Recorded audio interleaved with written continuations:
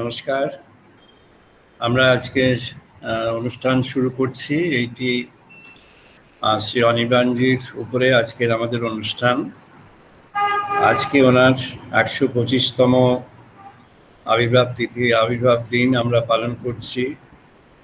এই আবির্ভাব দিন পালন করছি আমরা on behalf of Anirban Haimavati trust. আমাদের এই ট্রাস্টের তরফ থেকে অনির্বাণজির উপরে একটি বই, ওনার কিছু লেখার সংকলন এবং কিছু নতুন লেখা নিয়ে আমরা একটি অনির্বাণজির আজকের এই স্মৃতিচারণ এবং ওনার প্রতি শ্রদ্ধাঞ্জলির জন্য আমরা আজ এটা আয়োজন করেছি এবং এই অনির্বাণ হৈমবতী ট্রাস্টের পক্ষ থেকে আমরা আজকে সেটা প্রকাশ করব, নিবেদন করব। আজকের অনুষ্ঠানটা একটি সংক্ষেপে বলছি। আমাদের এই অনুষ্ঠান এখন সূচনা হলো, আশা করি 1 ঘন্টা সোয়া ঘন্টার মধ্যে আমরা শেষ করতে পারবো। এই পুরো প্রজেক্টটার জন্য যিনি মূল উদ্যোগ নিয়েছিলেন তিনি শ্রী আশুরঞ্জন দেবনাথ। উনি শিলিগুড়িতে আছেন, উনি উপস্থিত আছেন, স্ক্রিনে দেখতে পাচ্ছেন। আর এটি সামগ্রিকভাবে আমাদের অনির্বাণ হৈমবতী ট্রাস্টের সবাই এখানে যুক্ত আছেন এবং সবারই সহযোগিতা এবং ইন্সপিরেশন এটা হয়েছে। আমি একটি লেখা নতুন ওখানে সংযোজন করেছি, আর এর সম্পর্কে আমরা বিশদ বলবো। আর একটু এখানে এডিটোরিয়াল কাজটা এডিটর হিসাবে করতে হয়েছে আশুবাবুর অনুরোধে, সেটা আমি করেছি। প্রবীরবাবু এসছেন। প্রবীরবাবু, ওয়েলকাম। আমরা অনুষ্ঠানের মধ্যে যেটা করতে চাই সেটা হলো আশুবাবু সূচনা। আমাদের প্রথমে একটু চ্যান্টিং হবে, বেদিক চ্যান্টিং। আমাদের সত্যের পথের 3 কন্যা সেটি করবেন। আর তারপর আমি আশুবাবুকে অনুরোধ করব, ওনার স্মৃতিচারণ আছে, একটা বিশদ আছে, কিন্তু সংক্ষেপে উনি করবেন। আর প্রবীরবাবুকে, মিস্টার প্রবীর রয়, ওনার সম্পর্কে বলবো উনি যখন বলবেন। উনি একজন বিখ্যাত practitioner in law, he is an international practitioner. তো উনি বম্বেতে আছেন, বম্বে থেকে উনি পার্টিসিপেট করেছেন। তো উনি কিছু বলবেন, মিস্টার প্রবীর রয় কিছু বলবেন, আর তারপরে আমি বাকিটা বলব। আজকের অনুষ্ঠান আমরা শুরু করছি। আমাদের সত্যের পথের 3 কন্যা তনিমা চ্যাটার্জি, অর্পিতা ঘোষাল এবং প্রিয়ান্বিতা বাসু, এনারা 3 জন এখন বেদিক চ্যান্টিং করবেন। 3 জন 3টি স্থানে আছেন, বাট 3 জন একসঙ্গে করবেন। আমরা পার্টিসিপেট করছি শ্রবণে। Vedic chanting by Tanima Chatterjee, Orpita Ghoshal and Priyanita Bose.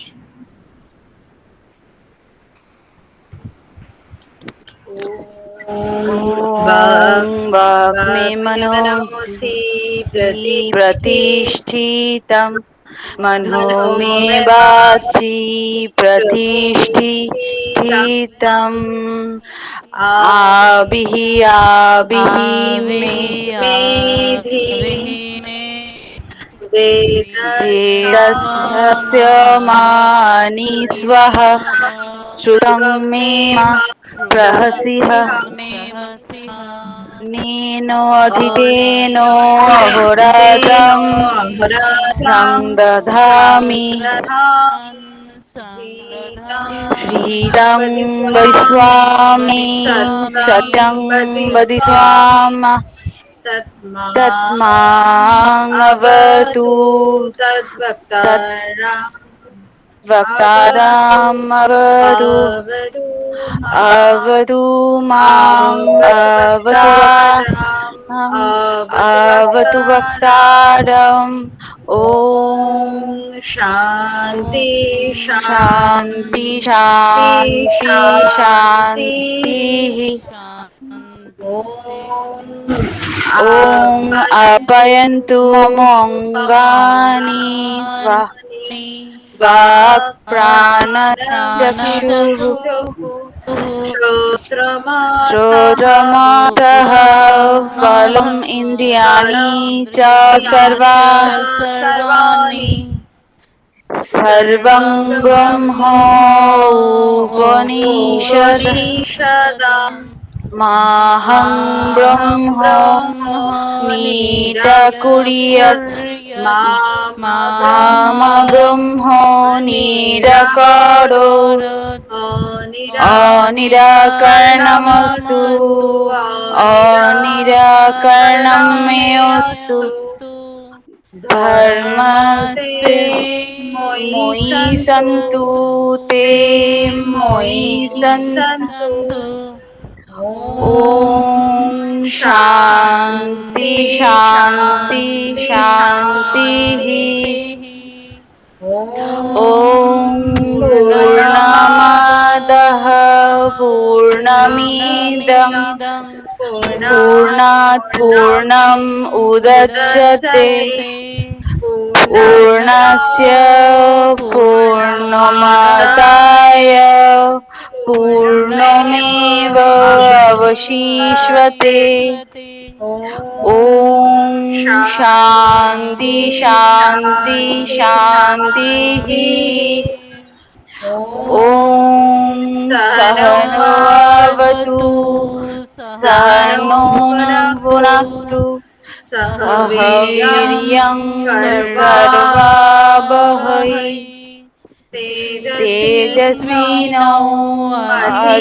তেজস্বিনাবধীতমস্তু মা বিদ্বিষাবহৈ।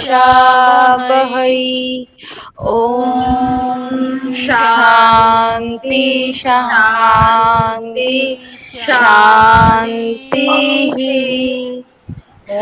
ওম শং নো মিত্রঃ শং বরুণঃ শং নো ভবতি আর্যমঃ শং নো ইন্দ্রঃ বৃহস্পতিঃ শং নো বিষ্ণুরুক্রমঃ।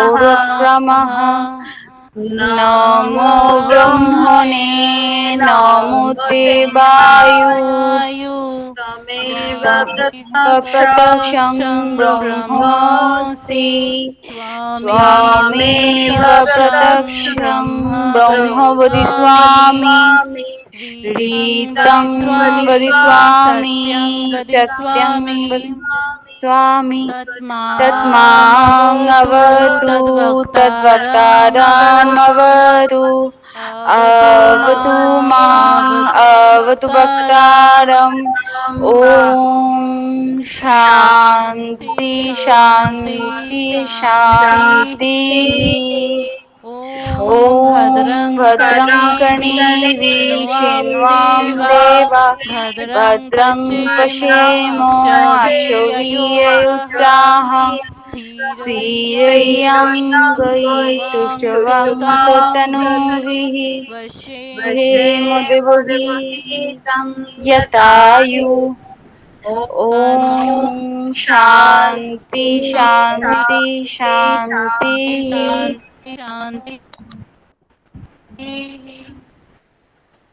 ধন্যবাদ। আমি এখন আমাদের সহকর্মী শ্রী শান্তি গোয়াল হাজা ওনাকে রিকোয়েস্ট করছি স্ক্রিন শেয়ার করে যে বইটি আমরা এখন প্রকাশ করব, আমরা সেই বইটি আশুবাবু আপনার হাতের কাছে বই আছে আর আমার কাছে বই আছে। এই বইটিকে আমি এইভাবে দেখাচ্ছি আর আশুবাবু দেখাচ্ছেন উনি ওখান থেকে। এখন আমরা স্ক্রিন শেয়ার করে এটি দেখাচ্ছি। এর টাইটেল পেজে কি আছে, ব্যাক পেজে কি আছে এবং ইনার টাইটেলে কি আছে। একটু কয়েক সেকেন্ডের মধ্যে স্ক্রিন শেয়ার হচ্ছে।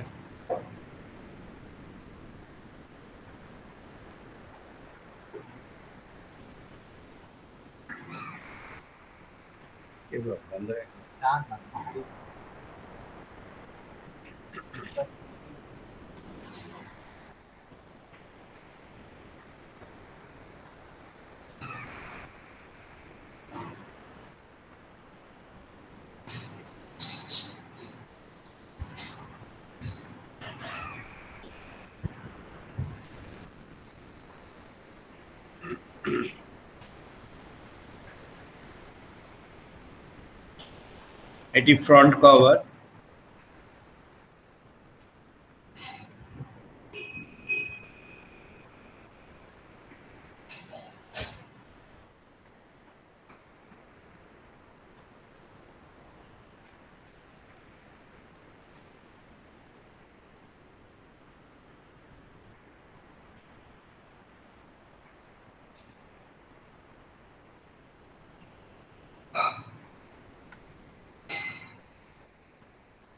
এটি ইনসাইড টাইটেল পেজ।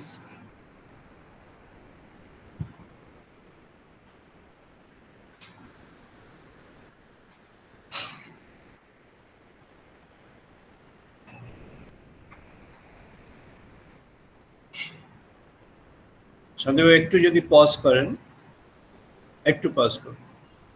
এখানে আপনারা দেখতে পাচ্ছেন নাম রামস্বরূপ, লিজেল রেম, গৌরী ধর্মপাল, দিলীপ কুমার রায়, শঙ্করী প্রসাদ বাসু, আর লাস্টে আমার নাম আছে রমাপ্রসাদ ব্যানার্জি।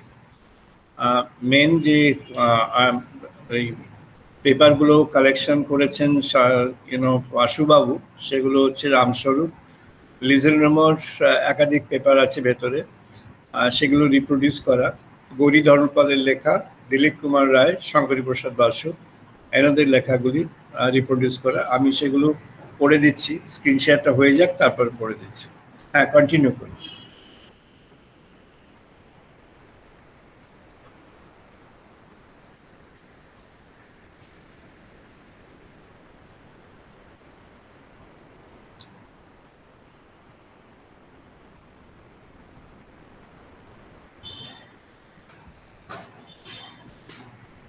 বইয়ের শেষে এনাদের প্রত্যেকের সম্পর্কে ডিটেলস আছে। আমরা হয়তো এখন পড়তে পারছি না, কিন্তু আমরা জাস্ট এমনি দেখিয়ে যাচ্ছি। এটা আমরা রামস্বরূপ সম্পর্কে,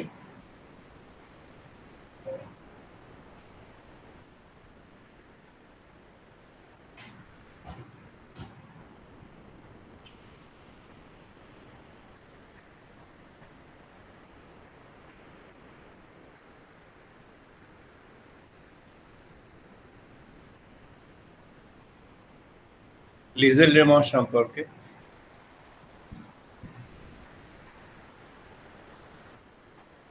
ওনার সম্পর্কে 2 পেজের মধ্যে আছে।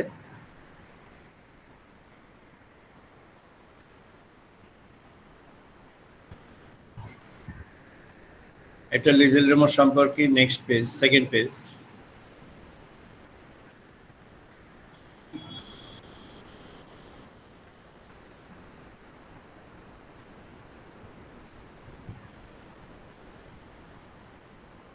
শ্রীমতী গৌরী ধর্মপাল সম্পর্কে,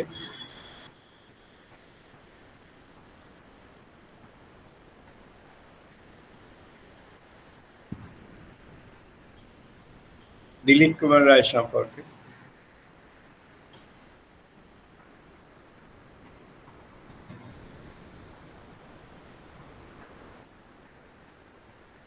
শঙ্করী প্রসাদ বাসু সম্পর্কে,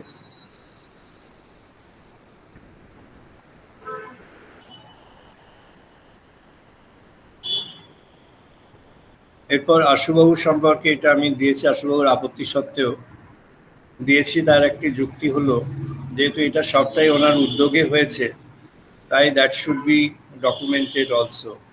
এটা ওনার এক ঐকান্তিক উদ্যোগ এবং সকলের সমর্থনে। তাই এটা আশুবাবু সম্পর্কে, শ্রী আশুরঞ্জন দেবনাথ সম্পর্কে।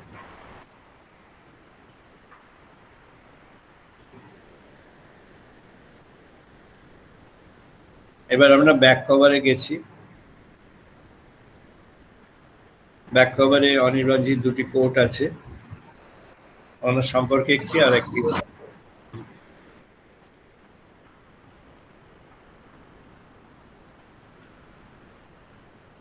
একটু নামান। এটা হলো Anirban Haimavati trust, 16N broad street, first floor, Kolkata 700016, Haimavati symbol, Anirban Haimavati trust. ঠিক আছে সঞ্জয়, থ্যাংক ইউ। সেটা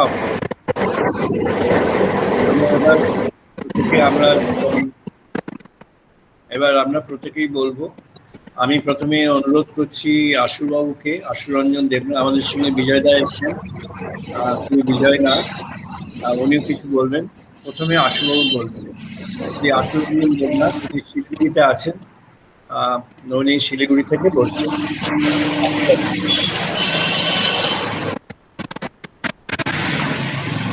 অন্যরা প্লিজ আপনার এটাকে একটু অফ রাখুন। নমস্কার। আমি ট্রাস্টের পক্ষ থেকে সবাইকে আমার আন্তরিক অভিনন্দন। এই বই প্রকাশের ব্যাপারে যিনি সবচেয়ে বেশি উদ্যোগ নিয়ে এটাকে সার্থক করেছেন তিনি আমাদের মাননীয় শ্রদ্ধেয় রমাপ্রসাদ বাবু। সুতরাং ওনার প্রতি আমার ট্রাস্টে তো বটে এবং আমার কৃতজ্ঞতার শেষ নেই। এবং উনি আমাকে যেইভাবে হাইলাইট করেছেন এতে আমি খুব লজ্জাবোধ করছি। আমি এতখানির যোগ্য নই। যাই হোক, এখন আমাকে অনির্বাণের স্মৃতিচার সম্পর্কে কিছু বলতে বলেছেন। আমি শুধু আমার নিজের ব্যক্তিগত কিছু স্মৃতিচারণ করতে পারি, কেননা তাত্ত্বিক এবং দার্শনিক ব্যাখ্যা আমাদের শ্রদ্ধেয় রমাপ্রসাদ স্যারই দিবেন। এই ব্যাপারে আমি খুব একটা উপযুক্ত নই। প্রথমেই বলতে মনে পড়ে স্বামীজির কথা মনে হতেই 60-এর দশকের প্রথমে সদ্য বাংলাদেশ থেকে এসেছি, কাটোয়া কলেজের প্রথম বর্ষের ছাত্র। প্রথম বর্ষের ছাত্র তো আমাদের কাছেই ছিল পূর্বস্থলী, কাটোয়া থেকে আধা ঘন্টার জার্নি। সেখানে নিগমানন্দ পরমহংসদেবের আশ্রম ছিল। আশ্রমের অধ্যক্ষ শ্রী স্বামী প্রেমানন্দ সরস্বতী। নিগমানন্দের প্রথম যে 7 জন সন্ন্যাসী শিষ্য ছিলেন তার মধ্যে উনি অন্যতম। উনি আমাকে ভালোবাসতেন, তাই ভালোবাসার টানে প্রায়ই যেতাম। তো একদিন প্রসঙ্গত বলতে বলতে উনি ওনার জুনিয়র গুরু ভাই অনির্বাণ সম্পর্কে বললেন। ওনার সেই উজ্জ্বল ছাত্র জীবন এবং আশ্রমের মহন্ত, এবং একদিন সেই মহন্ত পদ ত্যাগ করে উনি পথে বেরোলেন হিমালয়ের পথে। সব কিছু বলে আমাকে বললেন, দেখো তুমি যদি ওনার সাথে যোগাযোগ করতে পারো। আমি খুব উৎসাহিত হলাম। তো উনি তখন বললেন যে আমি যতদূর জানি শিলংয়ে থাকেন, এর বেশি উনি আর কিছু বলতে পারেন নাই। তবে বলছে উনি যেখানে থাকেন বাড়ির নাম হৈমবতী। এখানে একটা কথা বলছি, স্বামীজির নিজের আরাধ্য দেবী ছিলেন হৈমবতী। উনি যেখানেই থাকতেন তার বাড়ির নাম ছিল, আবাসস্থলের নাম ছিল হৈমবতী। তো আমিও হৈমবতীকে স্মরণ করে শ্রী অনির্বাণ হৈমবতী শিলং চিঠি লিখলাম। হৈমবতীর কৃপায় সেই চিঠি স্বামীজি পেলেন এবং পেয়ে আমাকে জবাব দিলেন যে আমি শীঘ্রই কলকাতায় ফিরছি, 1 মাস থাকবো, তুমি তখন আমার সাথে দেখা করতে পারো। সেটা ছিল 64-এর প্রথম দিকে। এরপরে আমি সাধারণত স্বামীজি সপ্তাহে 2 দিন দেখা দিতেন এবং আগের থেকে টাইম আমাকে অ্যালট করে দিতেন কটা থেকে কটা, সেই অনুসারে আমি যেতাম। তো যখন আমি প্রথম দর্শন করেছি হলো আমার 3/12/63-তে। উনি ওখানে গেলাম ওই ইয়েতে, তখন উনি কেয়াতলা রোডে থাকেন। গৌতম ধর্মপাল আমাকে একটা পোস্টকার্ডে আপনার গোল পার্ক থেকে ওনার ওখানে কি করে যেতে হবে সেটা একবারে একটা স্কেচ করে পাঠিয়েছিলেন। আমার যেতে কোনো অসুবিধা হয় না। স্বামীজি প্রস্তুতই ছিলেন আমার জন্য মনে হয়। প্রথম কথা বলার পরে 2-4টা বলার পরে আমি যখন দীক্ষার প্রসঙ্গ তুললাম, উনি বললেন যে দেখো বাপু, আমি তো মন্ত্র দীক্ষা যেটা হয় সেটা আমি সাধারণত দেই না। আমার এখানে আসে হয় একবার দীক্ষা নিয়ে আসে আর নতুবা পরে দীক্ষা নেয়। তুমি যদি মনে চায় তুমি প্রেমানন্দ স্বামীর কাছ থেকে বা যে কোনো গুরুর কাছ থেকে দীক্ষা নিতে পারো, কিন্তু আমার আর এরপরে দীক্ষা নেওয়ার ইচ্ছা মনে জাগে নাই। পরবর্তীকালে আমি আপনার কনখলে আনন্দময়ীর আশ্রমে যখন গিয়েছিলাম দর্শন করতে, মাকে আমি খুব শ্রদ্ধা করি, ভক্তি করি। অনির্বাণও ওনাকে খুব সম্মান করতে। তো সেখানে আমার এক বন্ধু দীক্ষা নিল, সব ব্যবস্থা আমাকে অনেকভাবে ইনসিস্ট করলো। আমি মায়ের দর্শন করেছি, প্রণাম করেছি, কিন্তু দীক্ষার প্রশ্ন আমার মনে আর জাগে না। এই দীক্ষা সম্পর্কে উনি আমাকে পরবর্তীকালেও লিখেছেন একটা চিঠিতে, যে দীক্ষা হলো মনের জাগরণ। সেই চিঠিপত্র অনেক আছে যেগুলি আমার পথের কথাতে বেরিয়েছে। এই হলো আমার প্রথম দর্শনের বিবরণ। তারপরে এলাম আমি তখন শিলিগুড়িতে, কর্মসূত্রে আমি শিলিগুড়ি এবং গৌহাটিতেই বেশিরভাগ সময় কাটিয়েছি। সেই সব দিনে গৌহাটি থেকে কলকাতায় আসতে হলে ব্রহ্মপুত্র পার হয়ে, গঙ্গা পার হয়ে 3 দিন লাগতো। আর শিলিগুড়ি থেকে আসলেও 2 দিন, গঙ্গায় তখনও ফারাক এভারেজ হয়নি। যাই হোক, বছরে 1-2 বার আসতাম, দেখা হতো, আগে থেকে অ্যাপয়েন্টমেন্ট করে নিতাম। তো নিতাম। আমি যখন গেলাম সেই বছরে 64 নভেম্বরের দিকে, উনি শিলংয়ের সমস্ত পাহাড় চুক্তি দিয়ে কলকাতার দিকে আসবেন।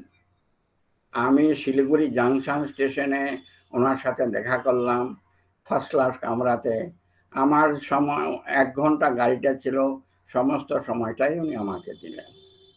এইভাবে সুদীর্ঘ 15 বছরে মানে অনেক দর্শনই পেয়েছি। তার মধ্যে 2-1 দিনের কথা আমার বিশেষভাবে মনে হয়। এক হলো যখন উনি তখন ফার্ম রোডে আছেন, শেষের দিকে প্রণাম করে আসার সময় উনি আমাকে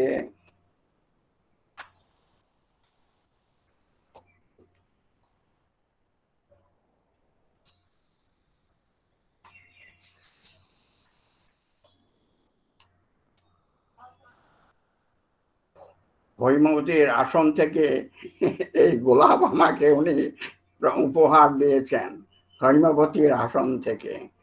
আমি এখনো সযত্নে রেখে দিই। আর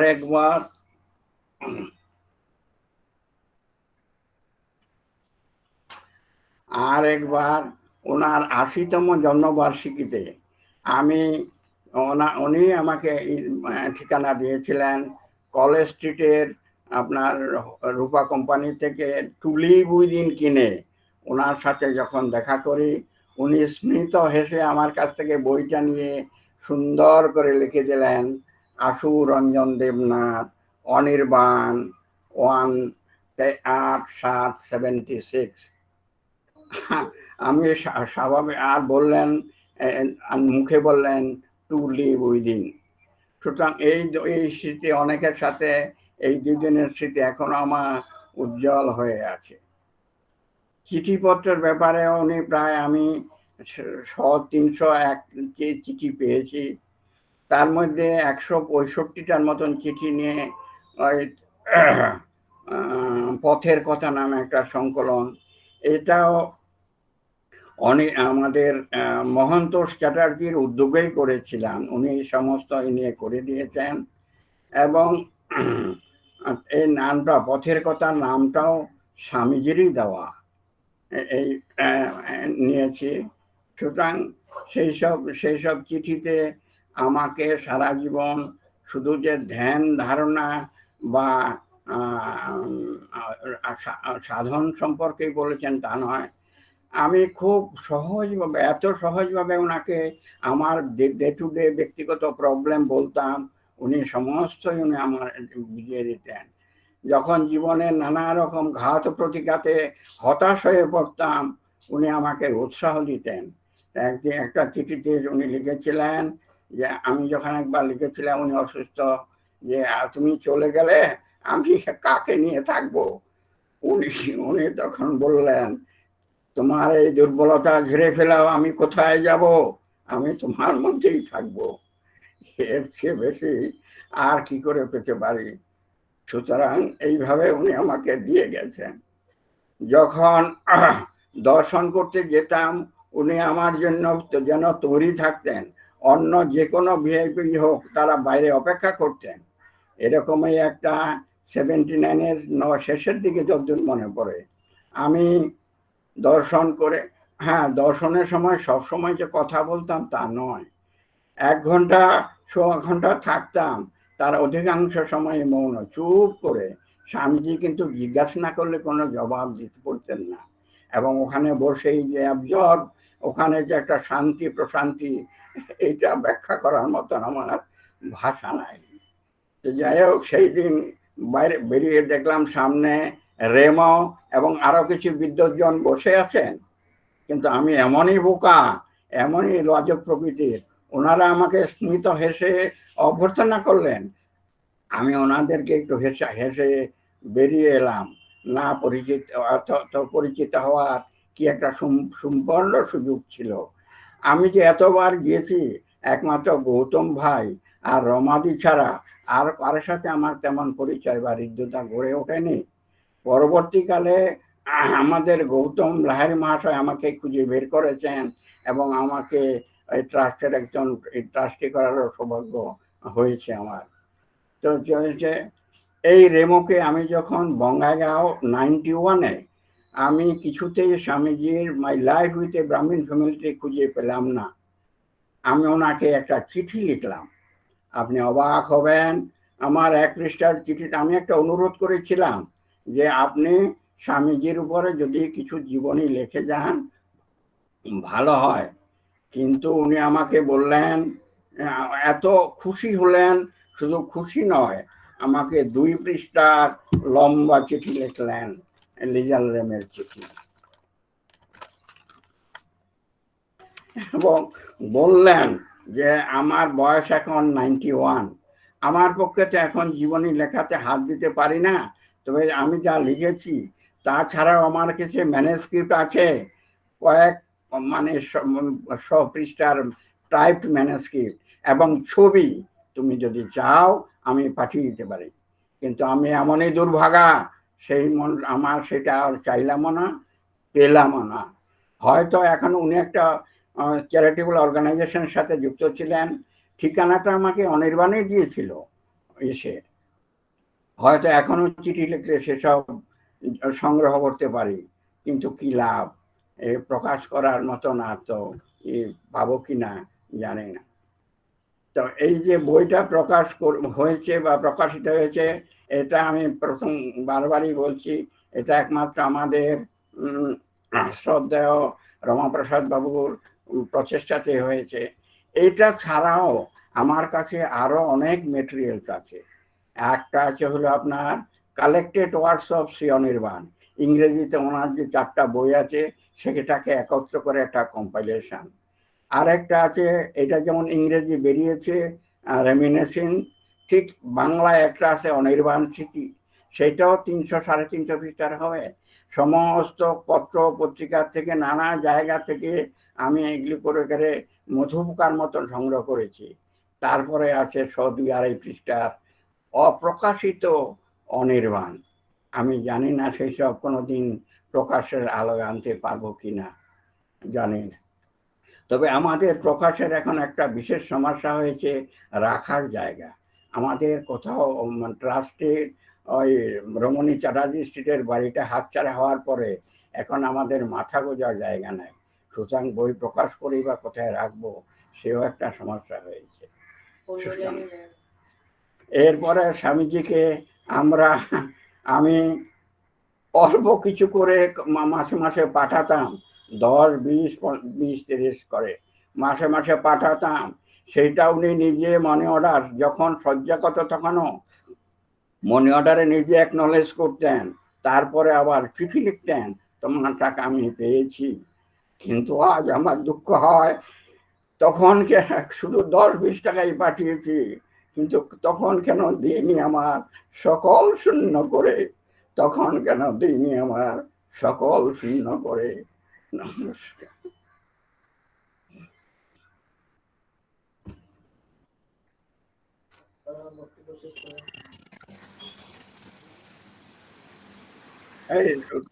শুনতে পাচ্ছি না কেন? You have to unmute, Jitu.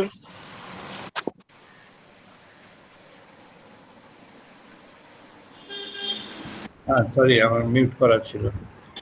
ধন্যবাদ। আশুবাবু যেটা বললেন তার নিজের হার্ট থেকে বললেন, একেবারেই নিজের হৃদয় থেকে কথা। আমরা সবাই শুনলাম, আমরা সবাই সেটা জানলাম এবং বুঝতে পারছি যে একেবারে হৃদয়ের গভীর থেকে কথা। আমি এবার রিকোয়েস্ট করবো, বিজয়দা আছেন, যদি এক দুটো কথা একটু বিজয় শ্রদ্ধেয় বিজয় নাগ, উনি জয়শ্রীর সম্পাদক, আর ওনার বিশেষ পরিচয় উনি নেতাজির মানে যে ভাবধারা সেটা দীর্ঘদিন ধরে, দশকের পর দশক ধরে বিজয়দা সেটাকে ধরে রেখেছেন। শ্রীমতী লীলা রায়ের উনি উত্তরাধিকার নিয়ে আছেন এবং বৈপ্লবিক উত্তরাধিকার বাংলার এবং ভারতের তার একজন বিশিষ্ট সহযোগী এবং বিশিষ্ট বৈপ্লবিক সহকর্মী। তিনি বিপ্লবী সুনীল দাসের এবং উনি মননে তার নিজের কর্মে সর্বদাই নেতাজির ভাবধারা এবং নেতাজির বিশেষ গভীর ভাবধারাকে স্থাপন করে চলেছেন জয়শ্রী পত্রিকার মাধ্যমে। তা আমি বিজয়দাকে অনুরোধ করবো, বিজয়দা, শ্রী বিজয় নাথ আমাদের এই হৈমবতী ট্রাস্টের একজন বিশেষ প্রথম একজন খুব ইম্পর্টেন্ট মেম্বার, ওনার উদ্যোগেই অনেক কিছু হয়েছে। তা বিজয়দা একটু কিছু যদি বলেন। আমার তো বলার খুব একটা বিশেষ নেই, কারণ ওনার সম্পর্কে সরাসরি স্মৃতি আমার খুব কম। এমনি যেটুক আছে সেটা ওনার দুই ভক্ত, খুব ঘনিষ্ঠ ভক্ত, মোহনতোষ চট্টোপাধ্যায় ও ক্ষণেশ্বর ঘোষাল, এদের কাছ থেকে অনির্বাণ সম্পর্কে অনেক কথা শুনেছি।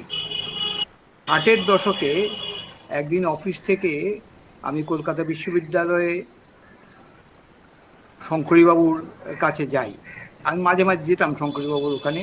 আমার শঙ্করীবাবুর সাথে একটা খুব গভীর হৃদ্যতা ছিল, এবং এই হৃদ্যতার মূল হচ্ছে সুভাষচন্দ্র এবং স্বামী বিবেকানন্দ। তা শঙ্করীবাবুর কাছে গেছি, শঙ্করবাবু আমাকে বললেন, চলুন আজকে আপনাকে এক জায়গায় নিয়ে যাচ্ছি করে আমরা কলকাতা বিশ্ববিদ্যালয় থেকে কেয়াতলা লেনে এসে হাজির হলাম। আমি তখন জানতাম না যে অনির্বাণজি ওখানে আছেন। তো অনির্বাণজির দর্শন ওখানে পেলাম, এবং আশ্চর্য বিষয়, এটি আমার একটা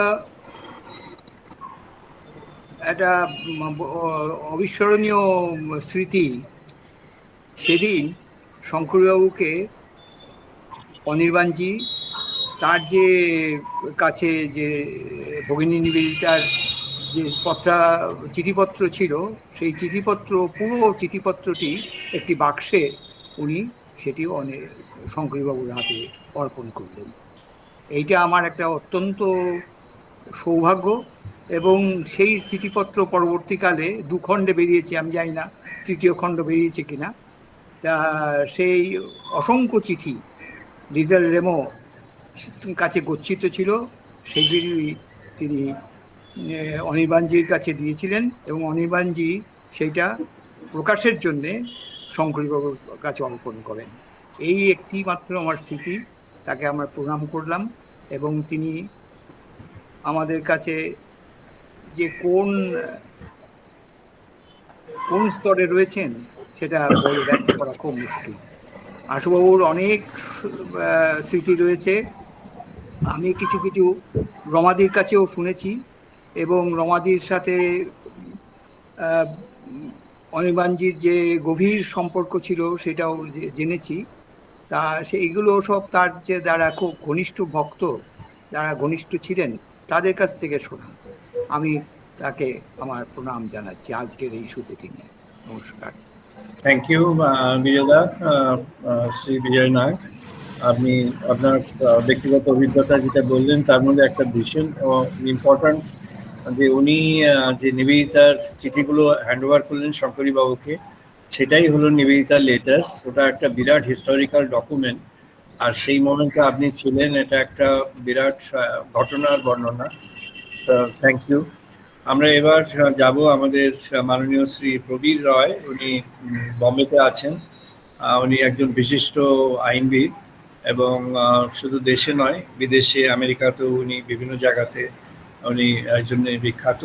ওনার মূল পরিচয়, উনি শক্তিপীঠ স্থাপন করেছেন, এবং বাংলায় শক্তিপীঠ স্থাপন এটা একটা খুব বড় বোল্ড কাজ এবং একক প্রচেষ্টায় নিজে অনেকটা অসংখ্যাত্মক একটা বড় গোষ্ঠী বড় একটা সংগঠন তৈরি হয়েছে।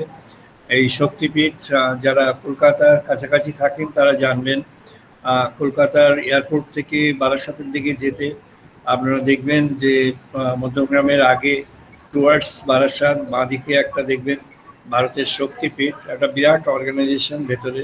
এটা সবটাই প্রবীরবাবুর কন্ট্রিবিউশন এবং উনি ওখানে নিয়মিত আমাদের যে শাস্ত্র চর্চা, আমাদের দেশের যে শাস্ত্র জ্ঞান সেগুলো ওখানে চর্চা চলে।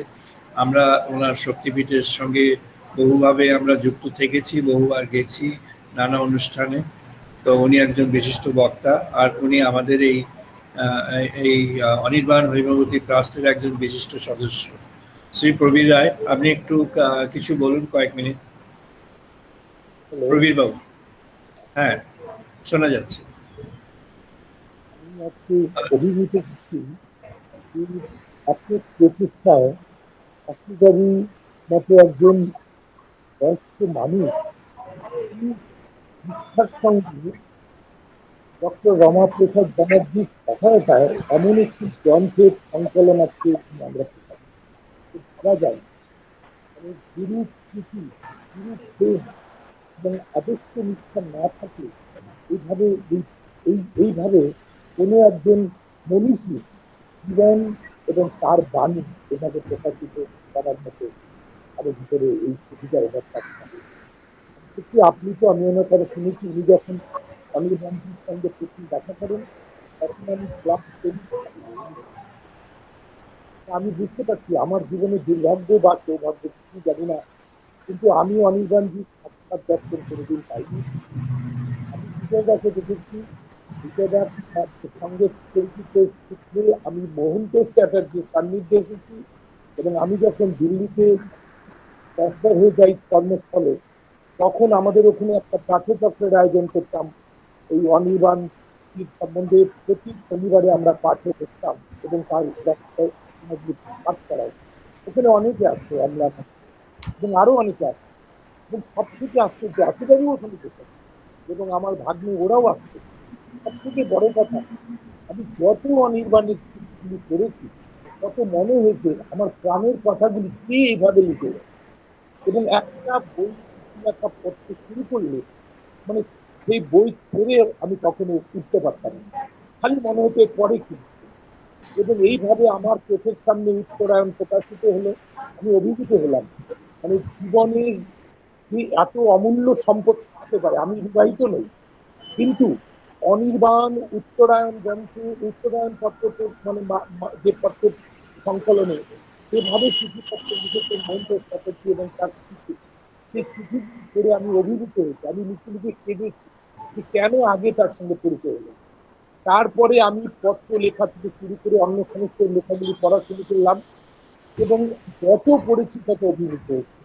সব থেকে বড় কথা যে এরকম একটি বাউল মন, এরকম একটি মানে মানে দোষী, যেন বিশ্বকে যেন তিনি তার নিজের মধ্যে দেখতে পাচ্ছেন, এমন একজন আমাদের জীবদ্দশা আমাদের সামনে থেকে আমাদের অনুপ্রেরণার চেষ্টা চালিয়ে গেলেন, যেটা আমি তার দর্শন। বিজয়দা অনেক সৌভাগ্য, আশুবাবুর অনেক সৌভাগ্য। জানি না ডক্টর রমাপ্রসাদ ব্যানার্জি ওনাকে দেখেছেন কিনা। আমার জীবনে বড় মানে আমি তার দর্শন করতে পারি, কিন্তু তার যারা ভক্তবৃন্দ মহেন্দ্র চ্যাটার্জির সঙ্গে অনেক কথা, তিনি এত প্র্যাকটিক্যাল কথা বলতেন, সংসারের এত খুঁটিনাটি সম্বন্ধে ওনারা জ্ঞান ছিল, সবকিছু উনি সহজ করে ব্যাখ্যা করতেন। তারপরে সুচিত্রা মুখার্জি রাশিদির থেকে শুনেছি ওর মার সেবা এবং তার প্রয়াণের ঘটনাগুলি শুনেছি, বিস্মিত হয়েছে। এবং আমাদের হৈমবতী ট্রাস্টে যারা আছেন তারা সকলেই দেখেছি তারা নিষ্ঠার সঙ্গে সেই অনির্বাণের রচনাগুলি কিভাবে পড়াশোনা করেছে, এবং তারা মাঝে মাঝে অভিভূত হয়েছি তাদের যখন তাদের সম্বন্ধে মানে অনির্বাণ সম্বন্ধে বলতে গিয়ে তারা আপ্লুত হয়ে গেছে। আজকে এই দিনে আরো কয়েকজনের কথা মনে পড়ছে যে আমাদের এই অনির্বাণ ট্রাস্টে মঞ্জুরি আজকে এখানে নিশ্চয়ই উনি উপস্থিত থাকতে পারছেন না। আমাদের এক ভাই রাজেশ আছে, আমাদের গতিকা দত্ত, উনি দিল্লিতে আছেন, উনি আর এত মানে যোগাযোগে থাকতে পারছেন না, কিন্তু ওরা আমাদের অন্তরে আছে। আশুবাবু একটা কথা বলেছেন, আমরা আপনি না থাকলে আমাদের আমি কার কাছে থাকবো, উনি বলছেন আমি তোমার ভিতরে থাকবো। আমার মনে হয় যে অনির্বাণ যেভাবে আমাদের হৃদয়কে নাড়া দিয়েছে এই পার্থিব সংসারের কত রকম, আজকে এত বড় প্যান্ডেমিক সিচুয়েশনে আমরা যে এত স্বার্থপরতার মানে দায়ে মানে দগ্ধ হচ্ছে, তার মধ্যে অনির্বাণকে দেখছি এবং অনির্বাণ আমাদের হৃদয়ে অগ্নি প্রজ্বলিত করছে, নিত্য প্রজ্বলিত হচ্ছে। এবং আমরা পত্র লেখা আজকে আমাদের ওই জাতীয় শক্তিপীঠে ডক্টর রমাপ্রসাদ বাবু এইমাত্র বললেন, ওখানে আজকে অনুষ্ঠান হচ্ছে, ওখানে প্রেয়ার হচ্ছে, পত্র লেখা এবং রচনা বিচিত্রা থেকে পাঠ হচ্ছে, অনেকে ওখানে সমাবেশ হয়েছে। আমার এত আমি আপনার বন্ধ করি কাজে, কিন্তু আমি এই মুহূর্তে অনেক দূরে ছিলাম, কিন্তু এইখানে এই সভাটায় যোগদান করার জন্য আমি একজন আমার বন্ধুর বাড়িতে বসে আজকে আপনাদের সহযোগী দেখতে পাচ্ছি। আপনি কাঁদলেন, আমরাও কাঁদছি, কারণ আমরা কি করছি আমরা জানি না। আমরা এখনো কতটুকু, যে উনি বললেন ওনার অপ্রকাশিত রচনা, এগুলি কেন প্রকাশ পাবেন আমি জানি না।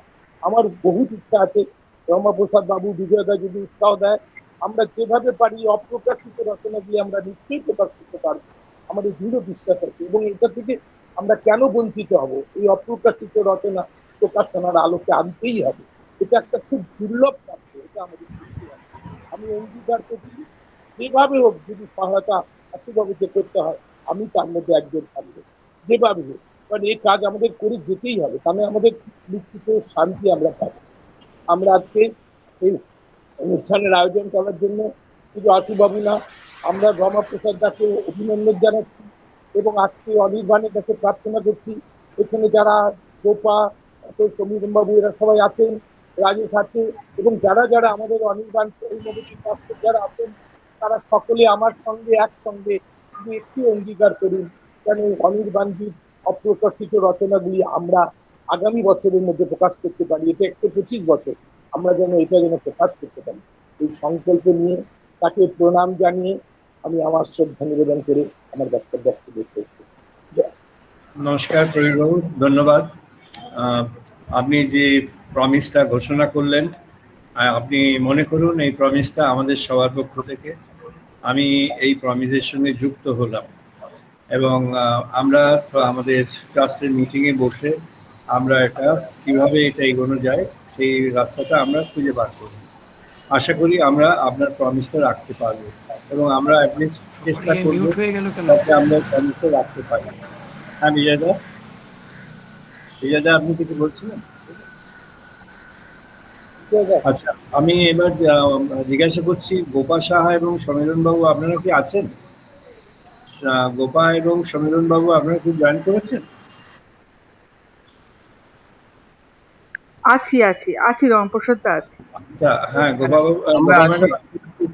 আচ্ছা সমীরণ বাবু, আপনি কি কিছু একটু বলতেন? আমি তো প্রবীর বাবুর কথার মতনই কথা বলতে চাই, যে যা চিঠিপত্র যা ওনার অপ্রকাশিত আছে সেগুলি যেন দিনের আলোয় আসে, এবং আমরা যেন সবাই, আমরা শুধু না সবাই যেন সেটা পায়। উনি এত কষ্ট করে লিখেছেন, আমাদের উচিত সেগুলো যেভাবেই হোক প্রকাশ করা, কারণ সেটুকু যদি আমরা না করতে পারি পরবর্তীকালে আমাদের সবচেয়ে দোষারোপ পড়বে আমাদের ঘাড়ে, সেটা যেন আমাদের সেটা মনে রাখা উচিত। নিশ্চয়, ঠিক আছে, thank you Samiran Babu. Gopa madam, আপনি কি কিছু বলবেন?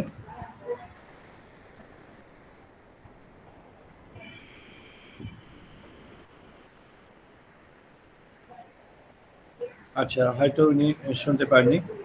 আচ্ছা, পরে ওনাকে হ্যাঁ ঠিক আছে। হ্যাঁ হ্যাঁ, আপনি দু কথা যদি বলেন। হ্যাঁ, আমি আর কি, আমি আমি স্বামীজি যা বলেছেন একজন ভালো মানুষ হয়ে ওঠার জন্য, যা তা যেন হয়ে উঠতে পারি। উনার কাছে যে নারায়ণী দেবী বা রমাদি, যারা মানে উদাহরণস্বরূপ, যে এক একটা যেন মানে আগুনের স্ফুলিঙ্গ, তার যদি আদর্শের কিছু যদি হয়ে উঠতে পারি, এটাই আমার কাম্য। ঠিক আছে।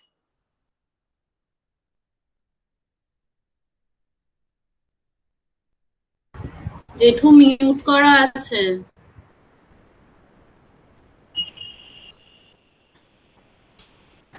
হ্যাঁ, ধন্যবাদ গোপা। ট্রাস্টের বা ট্রাস্টের বাইরে কারোর যদি কিছু বলার থাকে একটু বলতে পারেন। আর আদারওয়াইজ আমাদের যেটুক টাইম আছে আমি বাকি সময়টার মধ্যে আমি করছি। আমি একটা চিঠি করে শোনাতে চাই। হ্যাঁ বলুন। বলছি আমি একটা স্বামীজির চিঠি পড়ে শোনাতে চাই। হ্যাঁ পড়ুন পড়ুন পড়ুন, ভেরি রেলিভেন্ট। চিঠিটা লিখেছেন উনি 2/6/74। আমি ওনার কাছে জানতে চেয়েছিলাম ওনার সঠিক জন্ম তারিখ এবং ওনার জীবনের কিছু ঘটনা। তার পরিপ্রেক্ষিতে উনি লিখেছেন, প্রেমানন্দজির বইয়ের তারিখ ঠিক, তবে আজকাল সর্বত্র ইংরেজি তারিখ চলে বলে আমি তাই ব্যবহার করি। ইংরেজি মাত্র 24-এ আসার কখনো 8, কখনো 9 পরে। আমি 8 তারিখে ধরে নিয়েছি। ইংরেজি গণনায় সৌর বৎসর ধরা হয়, সেটাই মুখ্য। তাই আমার জন্ম হলো 1896 সালের 8ই জুলাই। আমার জীবন কথা সংক্ষিপ্ত। 13 বছর বয়সে সন্ন্যাসের দিকে ঝুঁকি, সেই ঝোঁক আজ পর্যন্ত চলছে। বাইরে চমক দেওয়ার মতন কিছু এ জীবনে ঘটেনি, কিন্তু অন্তরে তিলে তিলে সমুদ্র গর্ভ হতে একটা মহাদ্বীপ জেগেছে। সেটাই আমার জীবনের সত্যকার বৃত্তান্ত। আমার লেখায়, কথায়, চিঠিপত্রে, অপ্রকাশিত দিনলিপিতে ছড়িয়ে আছে। বাইরের ঘটনা কিছু কিছু আলোচনা ম্যাডাম রেম 2খানা বইয়ে আছে, মাই লাইফ উইথ এ ব্রাহ্মণ ফ্যামিলি আর টু লিভ উইদিন। এই 2খানা বই পেপার ব্যাক এডিশন পাওয়া যায়। ভারতবর্ষের এজেন্ট রূপায়ণ কোম্পানি, ওদের কাছে খোঁজ করতে পারো। আশা করি ভালো আছো। আমার অবস্থায় বাহ, ভালো বলেছেন। আচ্ছা, সবাইকে নমস্কার জানাই। আমি একটু বলছি। আমি প্রথমে অনির্বাণজির একটা বিশেষ কোট আমরা বইতে দিয়েছি। বইটা যখন সবাই হাতে পাবেন বা যারা পেয়েছেন, আনফর্চুনেটলি এখন এই পরিস্থিতির জন্য সবার কাছে পৌঁছানো যায়নি বইটা, কিন্তু পৌঁছে দেওয়া যাবে, সবাই পেয়ে যাবেন। ছোট একটা কোট 6 লাইনের, আমি একটু পড়ছি। My ambition is not very great, he once said. He is Sri Anirban. It is to live a life rich in impressions, luminous to the end, to leave behind a few books embodying my lifelong search for truth, and a few souls who have caught fire. My aim, simply to inspire people and give them the most complete freedom to live their own life. No glamour, no fame, no institution, nothing. To live simply and die luminously. অনির্বাণজি যে নিজের aim সম্পর্কে যেটা বলেছেন, এটা একটা সারাৎসার। আমি যে editorial note সেখানে দিয়েছি, the voice of Vedas. Voice of Vedas in the true sense of the term. আমরা যদি শ্রী অরবিন্দকে না দেখি তাহলে অনির্বাণজিকে দেখে সবটা বোঝা যাবে না। অনির্বাণজিকে বুঝতে হলে শ্রী অরবিন্দের দিকে তাকাতেই হবে। শ্রী অরবিন্দ যে সিক্রেটস অফ বেদাস লিখলেন, এবং তারপরে সিনথেসিস অফ যোগা এবং সুপ্রামেন্টাল আর লাইফ ডিভাইন,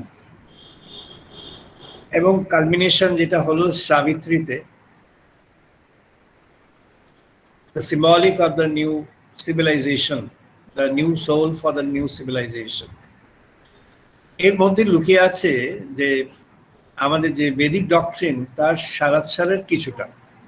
আমি বলবো না যে সবটা আছে, কিন্তু অনেকটাই আছে। It is full of the impact from Vedic sages.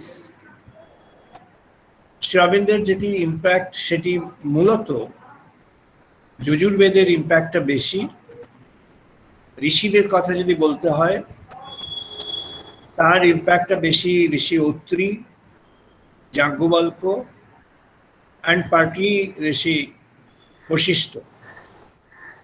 অনির্বাণজি যে বেদমীমাংসার যে অ্যাঙ্গেল থেকে করেছেন, এবং আমি ওনার ট্রান্সলেশনের দিকটা যাচ্ছি না, উনি উপনিষদের যে ওয়ার্কসগুলো,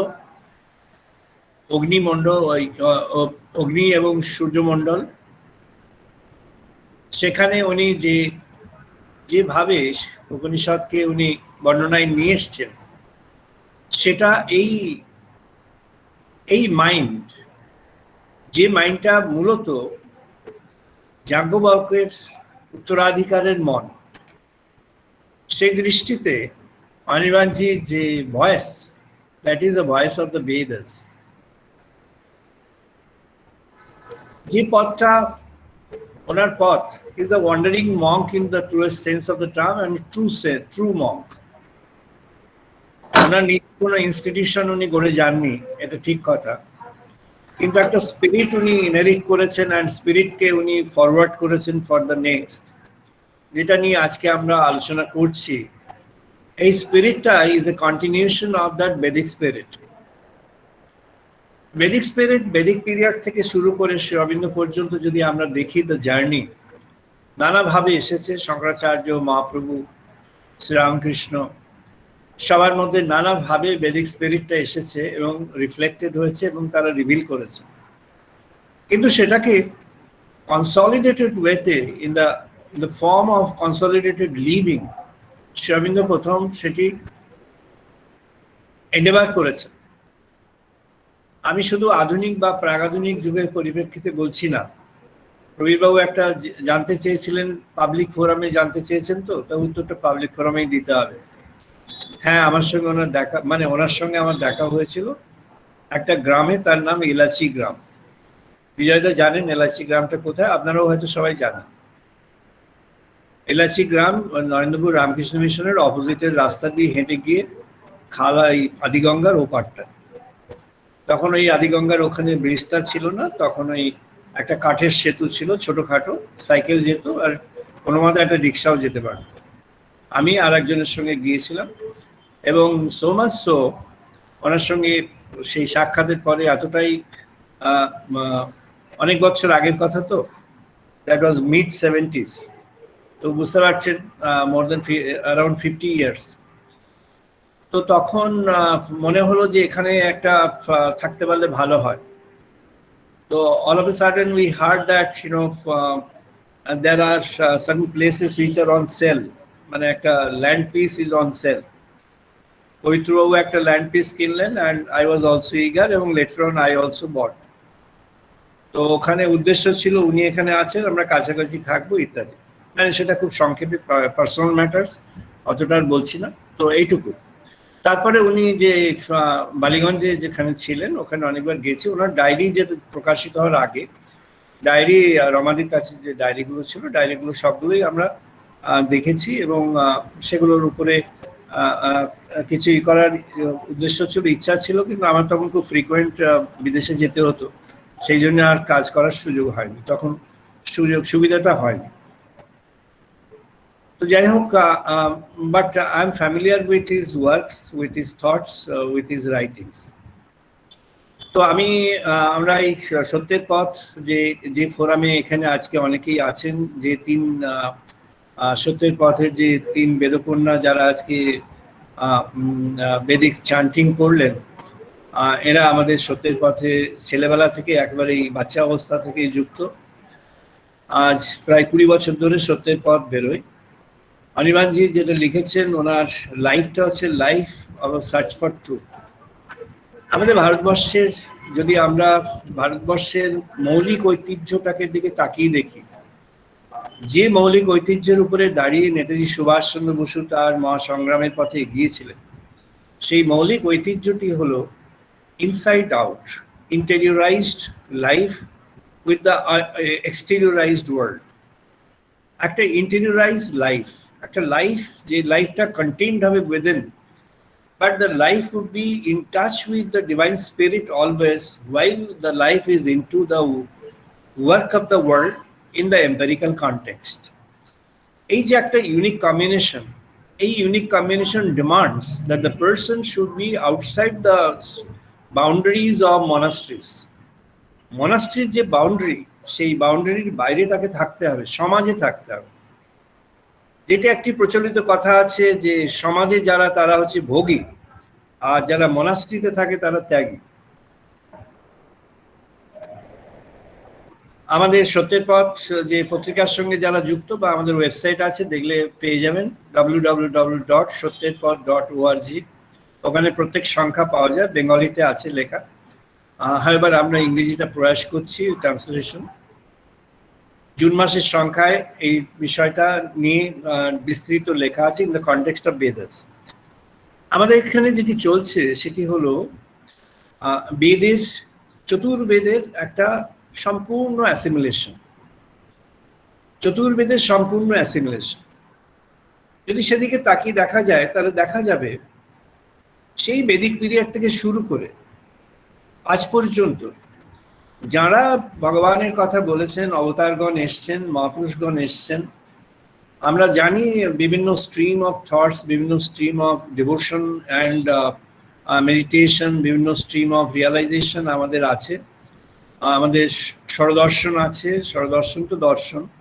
আমাদের যে পথগুলি আছে সেই নানা রকমের পথ আছে, বহু পথ আছে, কিন্তু তার একটা কনসলিডেটেড রূপ হচ্ছে যদি ভক্তি শক্তির সঙ্গে জেগে না ওঠে তাহলে ভক্তি ব্যর্থ হয়, শক্তিও ব্যর্থ হয়। শক্তি দরকার, ভগবানকে মনন করবার জন্য শক্তি দরকার। আমাদের বেদের ঋষিগণ যে শক্তির কথাটা বললেন সেটির কনটেক্সট হলো ভক্তি। একটা প্রচলিত আছে বেদের যে কনটেক্সট, সেটি হলো যে বেদান্ত বলে আমরা যে প্রচার করেছি যে Vedanta is not connected with devotion. এই প্রচারটা ঠিক নয়, এই প্রচার, এটা একটা প্রচার, এটা ভুল। বেদান্ত বেদান্ত বলে আমরা যে উপনিষদকে কানেক্ট করি এবং তার পরবর্তী যে কন্ট্রিবিউশনস গুলোকে কানেক্ট করি, সেই কানেকশনসটা আমরা দেখবো যদি খুঁটিয়ে দেখা যায়, যদি ভালো করে দেখা যায়, তাহলে দেখা যাবে যে প্রতিটা পর্বে বেদে আমাদের এই কম্বিনেশনটা আছে, ভক্তি আছে, শক্তি আছে, আর কন্টিনিউয়াস অ্যাসপিরেশন আছে। যারা বেদকন্যা এরা যারা বললেন যে আপ্যায়ন্তু মম অঙ্গানি বাক প্রাণ চক্ষুঃ শ্রোত্রমাথঃ, এই যে আপ্যায়ন্তু মম অঙ্গানি, আপ্যায়ন্তু মম অঙ্গানি, আমার অঙ্গে অঙ্গে চলে এসো, অঙ্গে অঙ্গে চলে এসো। একটা কনভারসেশন আমি লাস্ট সানডেতে বলেছিলাম সত্যের পথের আমাদের বেদের আলোচনায়, এটা পণ্ডিতজি মাদারের সঙ্গে সৎপ্রেমের একটা কনভারসেশন, এটা ইন দ্য ইয়ার 1968, ওটা ওই মাদার সিজনটা ভলিউম 7-এ আছে। তো সেই কনভারসেশনে উনি এটা বলছেন যে এই যে সেলুলার মাইন্ড যেগুলি আছে, we need to have a transformation of the cellular mind. অর্থাৎ প্রতিটা কোষে কোষে আমাদের মধ্যে একটা ব্রহ্ম ইচ্ছা, ব্রহ্ম সন্দেশ, ব্রহ্ম আকাঙ্ক্ষার জাগরণ দরকার। এটা কখন হবে না, অ্যাসপিরেশনটা যখন শুধু অ্যাসপিরেশনটা মনের অ্যাসপিরেশন হবে না, অভিপ্সাটা যদি মনের না হয়ে মনের, প্রাণের, হৃদয়ের হয়েও সমগ্র আমাদের অস্তিত্বের মধ্যে ছড়িয়ে যায়, তখনই এটি সম্ভব। তাই জন্যে ঋষি বললেন যে আমাদের ঋষি কৈল তিনি ঋগ্বেদের মূল ঋষি, আর জৈমিনী তিনি আমাদের সামবেদের মূল ঋষি। সামবেদের ঋষি জৈমিনী তিনি এই ভক্তির তত্ত্বটি আনলেন। এই সমগ্র ভক্তি শাস্ত্রের উদ্গাতা হচ্ছেন ঋষি জৈমিনী। আপনি যদি লক্ষ্য করেন দেখবেন যে উপনিষদ গ্রন্থাবলী, অনির্বাণজি উপনিষদ গ্রন্থাবলী যেমন ঈশাবাস্যম ইদম সর্বং ইয়ৎ কিঞ্চ জগত্যাং জগত্তেন ত্যক্তেন ভুঞ্জিতা মা গৃহস্থ ধনম, ঈশোপনিষদের এই ভার্সটা শ্রী অরবিন্দ খুব দীর্ঘ ব্যাখ্যা করেছে। He has taken more than 30 pages to explain this single verse. তার কারণ হচ্ছে এটা একটা ফান্ডামেন্টাল ফাউন্ডেশন। এই ফান্ডামেন্টাল ফাউন্ডেশন যে যাজ্ঞবল্ক্য যখন রচনা করলেন তখন তার একটা পার্সপেক্টিভ ছিল, একটা কনটেক্সট ছিল। কনটেক্সটটা কি না, এই জগৎ, এই জীবন, এই সমাজ, এই পৃথিবী এবং ব্রহ্মকে জগতের মধ্যে থেকে আহ্বান করা। So this twin purpose, one is transformation of the entire system, the entire world consciousness. Arekta holo invocation, inviting the divine consciousness and trying to have a combination as a merging. Jodi finally merging hoye jay tar jonno ekta endeavor. এটা যদি হয় তাহলে আমাদের জগতের কনটেক্সটে how do we move around, যেটা প্রবীরবাবু একটা ইয়ের কথা বলেছেন যে আজকের যে সমাজ, আজকের যে সভ্যতা, আজকের যে পৃথিবী, সেই পৃথিবীর মধ্যে the values R lost. How do we get back to this values, how do we get back our own fundamental principles and values in our society and individual life? এটার জন্য আমাদের ব্রহ্ম অবিশ্বাস দরকার। ব্রহ্ম অবিশ্বাস যিনি মন্দিরে আছেন, যিনি মঠে আছেন, যিনি আশ্রমে আছেন, তার জন্য অতটা দরকার নয়। ইনফ্যাক্ট তার পক্ষে সবচেয়ে ডিফিকাল্ট টু গেট আ গডিয়ালাইজেশন। ব্রহ্ম অবিশ্বাস তার পক্ষে দরকার যিনি এই সমাজের মধ্যে আছেন, in the Crossroads of the society, যিনি সমাজের মধ্যে থেকে সমাজের সমস্ত ওঠানামার মধ্যে যিনি এক্সপিরিয়েন্স করছেন জীবনে। আমি একটা এক্সাম্পল বলছি। আমাদের আজকে বক্তা অশুবাবুর কথা বলছি। আমি ওনাকে বেশ দীর্ঘদিন ধরেই অবজার্ভ করছি। উনি আমার এই সানডের 5:30 থেকে 7টা যে অনুষ্ঠান প্রতি সানডে হয়, উনি পার্টিসিপেট করেন, ভেরি রিলিজিয়াসলি অনেস্টলি পার্টিসিপেট করেন। ওনার শরীর খারাপ থাকলেও পার্টিসিপেট করেন। লাস্ট সানডে ওনার শরীর খারাপ ছিল, তাও উনি পার্টিসিপেট করেছেন।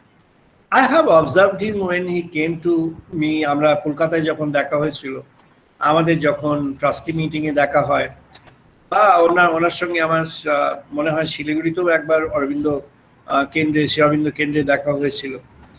তো এরকম যখন দেখা হয়, I have observed him and আমি এই সমস্ত অবজারভেশন থেকে একটা কনক্লুসিভ পয়েন্ট বলছি। See a life which is deluged in the thoughts of God and the devotion for God. তাকিয়ে দেখুন একটা জীবন, যে জীবন অনেকের কথায়, যেটি এটা একটা প্রচলিত, আমি সন্ন্যাসীদের মধ্যে শুনেছি প্রচলিত কথা, যে ওরা ভোগী। আর ইন্ট্রিনসিক থট ইজ আমরা ত্যাগী। ভোগ আর ত্যাগ সম্পর্কে ভগবান শ্রীকৃষ্ণ ক্ল্যারিফাই করে দিয়েছে। ত্যাগ হলো সেটি যখন আপনার মন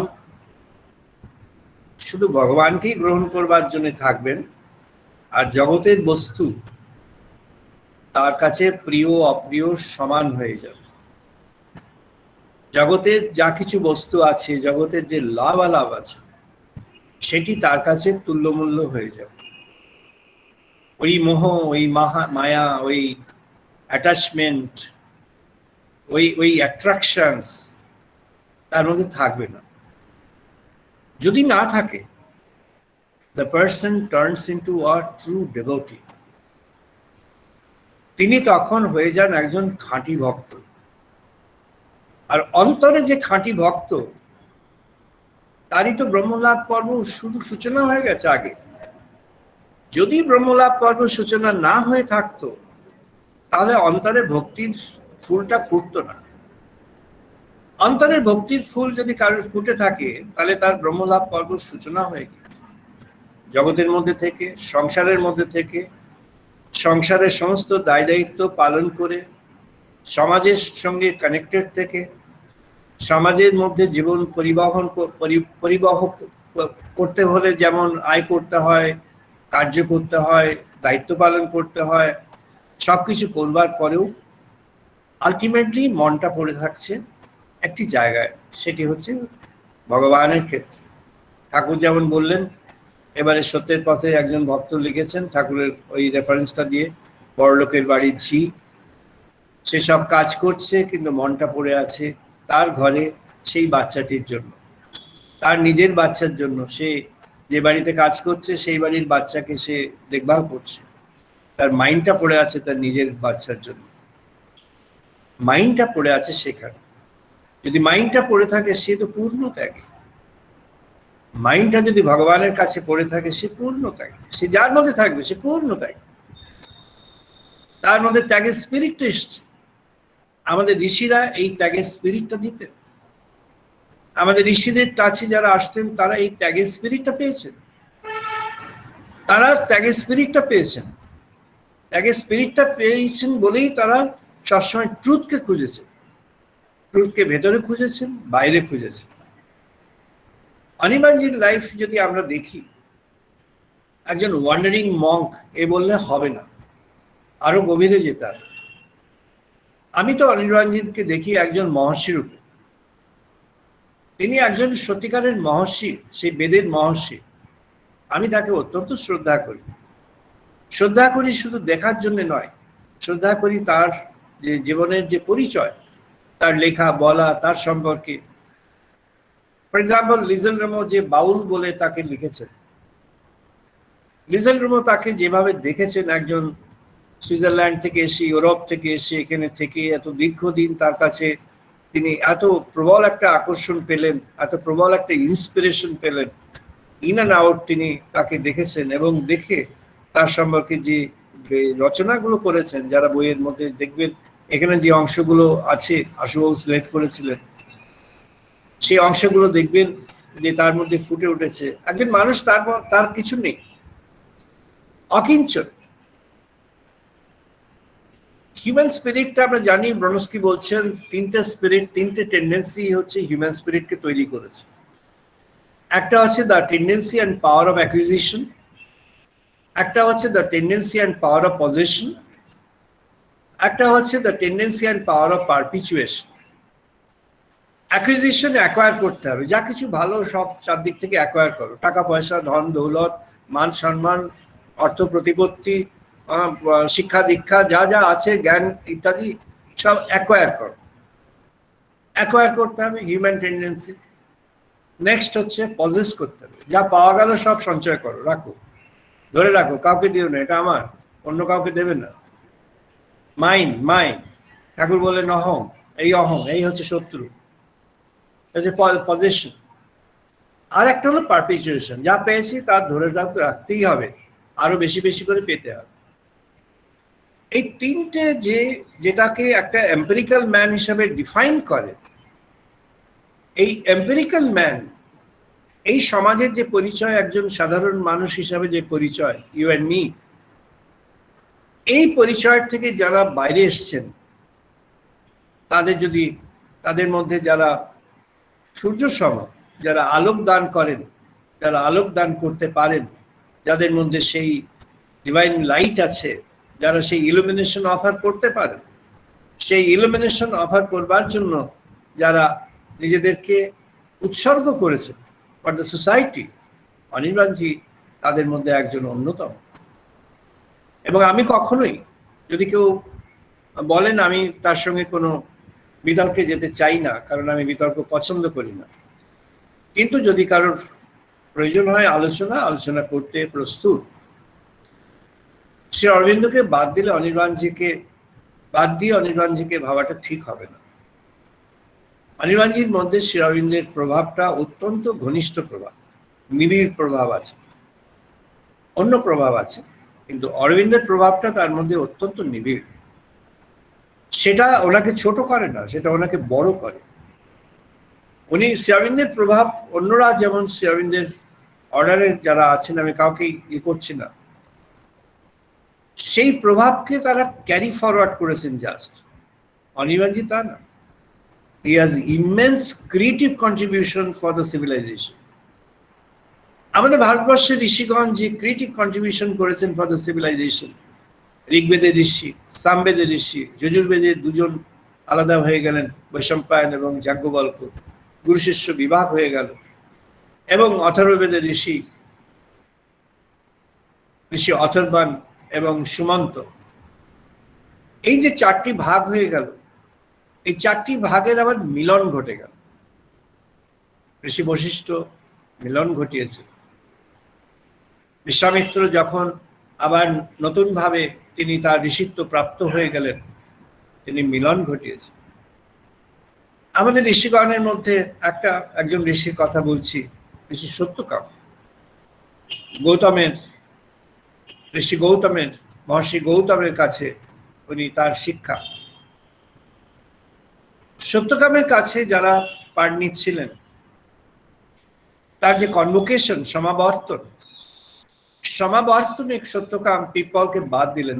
the best student of his class 12 বছর পড়লো, তা ওকে বাদ দিলেন, আর সবাইকে উনি সমাবর্তন দিয়ে দিলেন। ওকে আটকে দিলেন, পিপলাদকে আটকে দিলেন। এই ঘটনা ওনার দুবার ঘটেছে, কিন্তু পিপলাদের কথাটা বেশি করে বলছি। অবজেকশন হয়েছে যে একটা বেস্ট স্টুডেন্ট, সবচেয়ে ভালো, যে সবচেয়ে মেধাবী, সবচেয়ে পরিশ্রমী, সবচেয়ে বেশি জ্ঞানী, সবচেয়ে বেশি কর্মী, সবচেয়ে ভালো সব দিক দিয়ে, স্বভাবে, চরিত্রে, ব্যবহারে, তার জ্ঞানে, তার অনুভবে, তার রিয়ালাইজেশনে, ও তো সবচেয়ে এগিয়ে আছে। তাহলে ও পাশ করলো না, সবাই কি করে পাশ করে? 12 বছর পরে সমাবর্তন। আমরা জানি কনভোকেশন ওয়েস্টার্ন ওয়ার্ল্ড থেকে আসছে, ভুল কথা, মিথ্যে কথা। কনভোকেশন আমাদের ভারতবর্ষের তত্ত্ব।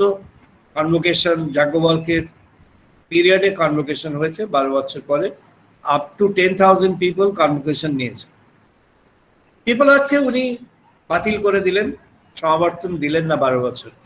ওকে ডেকে বললেন, তোমাকে এখন সমাজের কাছে যেতে হবে, সমাজের কাছে যেতে হবে, এবং সমাজের কাছ থেকে জেনে আসতে হবে সমাজটা কেমন ভাবে চলছে। আরো 12 বছর তুমি এই কাজটি করে ফিরে এসো। সেই 12 বছর পরে উনি যখন ফিরে আসলেন, তখন দেখা গেল, এবং সত্যকাম তাকে ঘোষণা করলেন, এই হচ্ছে চতুর্বেদের ঋষি।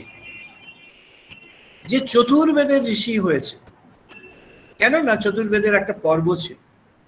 ঋগ্বেদে ব্রহ্মকে আবাহন করা হয়।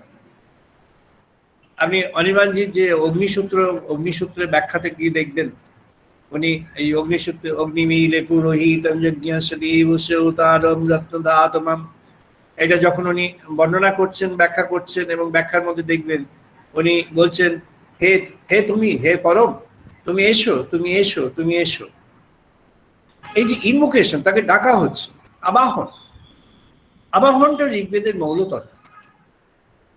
তাহলে আবাহন হলো একজন আসলেন, তাহলে আসলে তাকে কি করতে হবে না, তাকে আশ্রয় দিতে হবে, আসন দিতে হবে। তিনি আসলেন, তাকে এবার আসন দেওয়া হলো, সামবেদ, জৈমিনী। আসন কি দেওয়া হলো না, তুমি এসো, তোমার উদ্গীত করা হবে, অর্থাৎ সঙ্গীত। সঙ্গীত কি না, তোমার কীর্তন। কীর্তন কি না, ভগবানের নাম কীর্তন, গুণ কীর্তন, সংকীর্তন, ভগবত কীর্তন, ভাব কীর্তন। তাকে কীর্তন উপহার দেওয়া হলো, অর্থাৎ যিনি অতিথি এসেছেন, সে অতিথিকে আমি সেবা করলাম, উদ্গীত হল। এবার যদি তাকে এই করা হলো, তাকে এবার আবাহন করা হলো, তাকে আমরা আনন্দ দিলাম, তাকে এবার আপ্যায়ন করলাম, এবার তার সঙ্গে আমার কি হবে? প্রথমে হয়েছিল প্রজ্ঞানং ব্রহ্ম, উনি আসলেন, তত্ত্বামসি, তাকে আমরা তার উদ্গীত করলাম, তাকে তার সামবেদে উপহার দিলেন জৈমিনী ঋষি। এবার আসলো আমাদের সেই ক্ষণ, যে ক্ষণে আমরা তাকে আমাদের সঙ্গে আমরা দেখব যে এই যে তিনি আর আমি, এই তিনি আর আমি এর মধ্যে এখন সম্পর্কটা আলটিমেটলি কোথায় যাবে? উনি বললেন, পূর্ণমাদাহ পূর্ণমিদং পূর্ণাৎ পূর্ণমুদচ্যতে। এখানে পূর্ণ, ওখানে পূর্ণ, তুমিও পূর্ণ হয়ে গেছো। হনুমানজিকে জিজ্ঞেস করেছিলেন বার তিথি নক্ষত্র, তিনি বললেন, বার তিথি নক্ষত্র তো কিছু জানি না, শুধু জানি রাম, আমি আমার রামকে জানি। যখন সে তার রামকে জানবে, যখন সে তার অন্তরের ভগবানকে জানবে, তখন তার কাছে অন্য discriminatory points and factors become insignificant to the person. আমি অনির্বাণজির, আপনি এবার উপনিষদের 6th ভলিউমে চলে আসুন, 6ষ্ঠ খণ্ডে বর্ধমান ইউনিভার্সিটি এটা পাবলিশ করেছেন, থ্যাঙ্কস টু রমারঞ্জন বাবু এবং অ্যান্ড হিজ সান, ওদের উদ্যোগে হয়েছিল। এটা একটা গ্রেট ওয়ার্ক ওনারা করে গেছেন। আর ঋগ্বেদের যে পাবলিকেশনসগুলো পরে হয়েছে ওনার নোট থেকে, আমি তার মধ্যে যে তত্ত্ব অংশটা সেটুকুই বললাম একটু। এবার সেখানে কি হলো না, অহং ব্রহ্মাস্মি, ঋষি সেখানে এইটা দিলেন যে তোমাকে আলটিমেটলি আস্তে আস্তে তোমাকে সেই তার সঙ্গে একাত্ম হয়ে যেতে হবে, আলাদা আর থাকলে হবে না, নন সেপারেশন, ইনসেপারেবল। অন্তরে তখন ইনসেপারেবল সে হয়ে যাবে। আর পরিণামে অথর্ববেদে এসে পরমাত্মা ব্রহ্ম কেন না, এবার এই জগতের কনটেক্সটে এই যে এতটা এইটা জ্ঞান আহরণ হলো, তাকে আপ্যায়ন করা হলো, তার কাছ থেকে আমরা জানলাম অন্তিম সন্দেশটি জানলাম, তাহলে ওয়ার্ল্ডের কনটেক্সটে কি হবে? ওয়ার্ল্ডের কনটেক্সটে হতে হলে জীবনের মধ্যে আসতে হবে। তাই জন্যই পিপ্পলকে সমাজে পাঠান। অনির্বাণজির আপনি দেখবেন তিনি পরিভ্রমণ করছেন এক স্থান থেকে অন্য স্থান থেকে এখানে, শেষে কলকাতায় এসে, গ্রামে ছিলেন, গ্রাম থেকে কলকাতায় আসলেন, সেই কোথায় আসামে ছিলেন মায়ের স্থানের কাছে, তারপরে তিনি কত পরিভ্রমণ করলেন, এখানে আসলেন, শ্রী অরবিন্দের ভাবধারাকে নিয়ে তিনি নার্চার করলেন, উপস্থাপন করলেন, এবং সেটা ইন দ্য বেস্ট ওয়ে উপস্থাপন করলেন। আর নিজের তার যে বেদিক স্পিরিট, সেই বেদিক স্পিরিটটা ওয়ার্ল্ডের কাছে উপহার দিয়ে গেলেন। ওই যে উনি লিখেছেন যে কিছু বই আর সত্যের অন্বেষণ, হ্যাঁ কিছু বই আর সত্যের অন্বেষণ, যে বইগুলো বাকি আছে প্রবীরবাবু যে বলেছেন, আমি প্রবীরবাবুর সঙ্গে সম্পূর্ণ একমত। আমরা এই বইটা করেছি, এরপরে আশুর কাছে আবার কিছু কালেকশন আছে, সেটা করবেন। আশু আপনাকে জানাচ্ছি এই বইয়ের সমস্ত দায় মেটানো হয়ে গেছে, আই হ্যাভ ডান দ্যাট। আপনি পরের বইয়ের জন্য তৈরি হবেন, সেটা আপনি যেটা এই বইয়ের জন্য তৈরি হতে চাইছিলেন আপনি আমাকে ক্ষমা করবেন, এটা আমি করে ফেলেছি। আর পরের বইটার জন্য আপনি প্রস্তুত হন, এটা আমার অলরেডি মিটে গেছে, আজ সকালে সবটাই মিটে গেছে। তা সেই জন্য আমরা করব, বাকিটা আমরা করতে চেষ্টা করব, সবার সহযোগ থাকলে আমরা করব। আমি শুধু এটুকুই বলছি, অনির্বাণজিকে আজকের সমাজের খুব দরকার। উনি যেভাবে আমাদের বেদিক স্পিরিটটাকে মডার্ন টাইমসে নিয়ে এসছেন, যেভাবে ওনার লেটার্সের মধ্য দিয়ে, ওনার কথার মধ্য দিয়ে, ওনার সংলাপ বিভিন্নভাবে তার মধ্য দিয়ে যেভাবে উনি স্পিরিটটাকে ইনজেক্ট করবার চেষ্টা করেছেন, এটা আমাদের with full respect we need to accept the essence of that for our own cause, for the cause of the universe, for the cause of human society. ভারতবর্ষের আনফর্চুনেট পজিশন হচ্ছে এই, ভারতবর্ষের যে ancient civilisation, that is the mother of the human civilisation. But unfortunately আমাদের পণ্ডিতগণ তারা সব বেশিরভাগই ওয়েস্টার্ন ওয়ার্ল্ডের দ্বারা শিক্ষিত হয়ে, we are actually driven by the thoughts which are crafted by them. তার মধ্যে বেশিরভাগটাই আছে রংলি ডাইরেক্টেড। আমাদের এবার ডিসকভার করতে হবে our own spirit in our own way. এই ডিসকভার করতে হলে আমাদের যাদের কাছ থেকে ইন্সপিরেশন এবং পথের জন্য পথপ্রদর্শক যাদেরকে দরকার, অনির্বাণজি তাদের মধ্যে একজন অত্যন্ত অন্যতম জ্যোতিষ্ক। আমি তাকে আমার সশ্রদ্ধ প্রণাম জানাই। আমি সত্যের পথের সবার তরফ থেকেও তাকে আমাদের সশ্রদ্ধ প্রণাম জানাই। আমি এটা আশা করব যে আমাদের এই শুধু ট্রাস্ট নয়, আজকে এই ট্রাস্টের বাইরে অনেকে এখানে আছেন, আমাদের সত্যের পথেরও অনেকে আছেন। আমি আশা করব যে এই স্পিরিটটা আমাদের এই কাজে সবাইকে আমি ইনভাইট করতে পারি না, because I don't have that right, but I can give you a kind of, I can invite you to join the spirit, the Vedic spirit in the modern civilization. যে Vedic spiritটা শুধু আমাদের জীবনের মধ্যে শুধু এই দেনা পাওনা, চাওয়া পাওয়া এর মধ্যে নয়, কিন্তু Vedic spiritটা ইজ সার্বিক। Vedic spiritটা এতই অপূর্ব যে তার এক একটা অংশ নিয়ে এক একটা থটস জগতে বড় হয়েছে, এক একটা কালচার বড় হয়েছে, তারা সব এক একটা ফ্র্যাগমেন্ট নিয়ে বড় হয়েছে। যখন এই হোলসাম বেদিক স্পিরিট ভারতবর্ষে যখন ফুটে উঠবে, তখন India shall reach its glorious position. Subhash Chandra বলেছিলেন, India freed means humanity saved.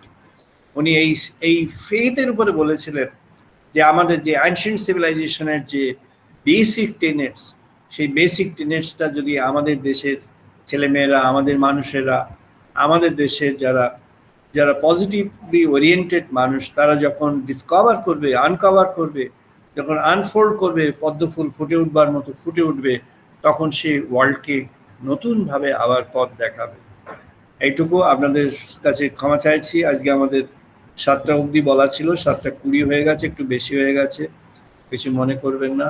সবাইকে ধন্যবাদ জানাই। আমি এখানে আমরা আজকের অনুষ্ঠান শেষ করছি। সবার তরফ থেকে অনির্বাণজির উদ্দেশ্যে আবার প্রণতি নিবেদন করে আমরা আজ অনুষ্ঠান এখানে শেষ করছি।